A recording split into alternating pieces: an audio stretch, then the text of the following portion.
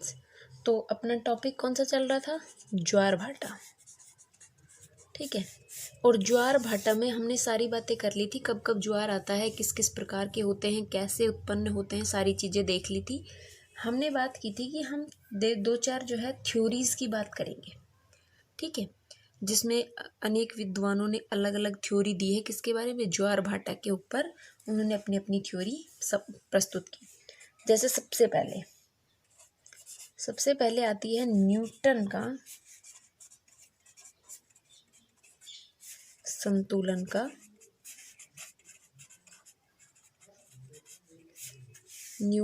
संतुलन का सिद्धांत। ठीक है, इक्विलिब्रियम थ्योरी भी कहते हैं इसको। ये क्या थे? न्यूटन ब्रिटिश विज्ञानी थे, ब्रिटिश विज्ञानी माने जाते हैं। इनका पूरा नाम था सर आइजैक न्यूटन। इन्होंने अपनी एक बुक लिखी थी, ये वाले, प्रिंसिपल मैथमेटिका वॉल्यूम 2 1687 के अंदर। ठीक है, न्यूटन ने अपनी बुक लिखी प्रिंसिपल मैथमेटिका वॉल्यूम 2 के नाम से 1687 के अंदर। क्लियर हुई ये बात? इन्होंने अपने सिद्धांत में बताया कि चंद्रमा यानी जो मून है, चंद्रमा के आकर्षण और पृथ्वी के केंद्र प्रसारी बल, पृथ्वी के केंद्र प्रसारी, चंद्रमा का आकर्षण और पृथ्वी का केंद्र प्रसारी, हमने बात कर ली थी। यहाँ पर क्या पड़ेगा? आकर्षण, और यहाँ पर क्या पड़ेगा? केंद्र प्रसारी बल काम करेगा। क्लियर हुई? तो इन्होंने कहा कि इन दोनों के सम्मिलित प्रभाव से क्या होता है? ज्वार भाटा उत्पन्न होता है, यानी ज्वार की स्थिति देखने को हमें मिलती है। ठीक है, इन्होंने क्या माना कि ये जो दोनों सिद्धांत है, चंद्रमा की आकर्षण शक्ति और पृथ्वी का केंद्र प्रसारी बल, इन दोनों के कारण सम्मिलित रूप से ही क्या होता है? संतुलन रहता है, और जिसकी वजह से ज्वार भाटा उत्पन्न होता है। क्लियर हुई ये बात? इन्होंने सिंपल चीज, जो एक आदर्श दशा मानी जाती है कि चंद्रमा का आकर्षण बल और पृथ्वी का केंद्र प्रसारी बल ज्वार भाटा के लिए इम्पोर्टेंट होता है, उन्हीं से ज्वार भाटा उत्पन्न होता है, वही सेम बात किसने कही? न्यूटन ने कही। न्यूटन कहते हैं चंद्रमा का आकर्षण बल जहाँ अधिक होगा वहाँ उच्च ज्वार होगा, जहाँ कम होगा वहाँ पर निम्न ज्वार उत्पन्न होगा। ठीक है, ये हो गया। अब इन्होंने ये कंडीशन बता दी, इसी के बीच में अब दूसरे विद्वान आ गए। अब देखो, न्यूटन ने ये सारी चीजें बताई, अब दूसरे जो विद्वान आए उन्होंने दिया प्रगामी तरंग सिद्धांत। ठीक, देखिए ये सिद्धांत दिया 1833 में विलियम वेबल ने। जो प्रगामी तरंग सिद्धांत है, यानी कि प्रोग्रेसिव वेव थ्योरी, इसको लहर सिद्धांत भी कहते हैं। क्या कहते हैं? लहर सिद्धांत।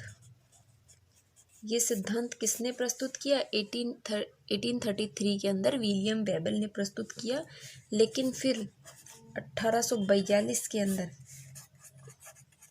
एरी नाम के विद्वान हुए, जिन्होंने इस सिद्धांत को बदलकर क्या कर दिया? कैनाल सिद्धांत इन्होंने प्रस्तुत किया।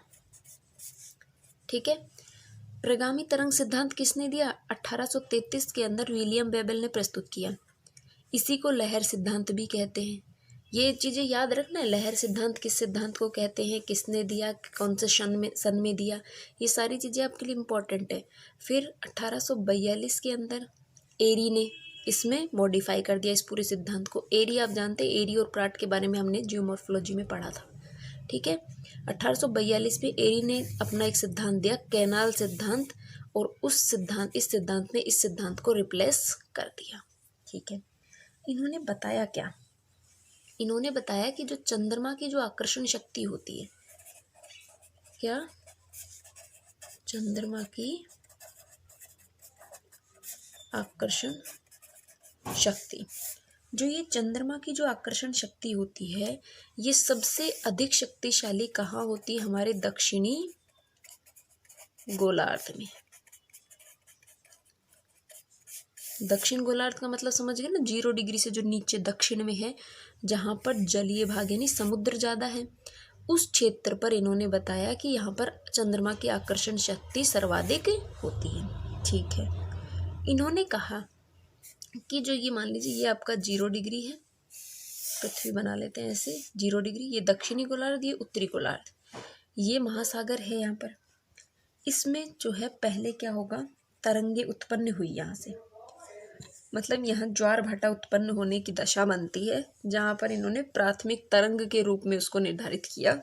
इन्होंने कहा कि यहाँ दक्षिणी गोलार्ध के अंदर प्राथमिक तरंगे उत्पन्न होती हैं, जो क्या करती हैं, जो केवल और केवल दक्षिणी गोलार्ध में ही उत्पन्न होंगी।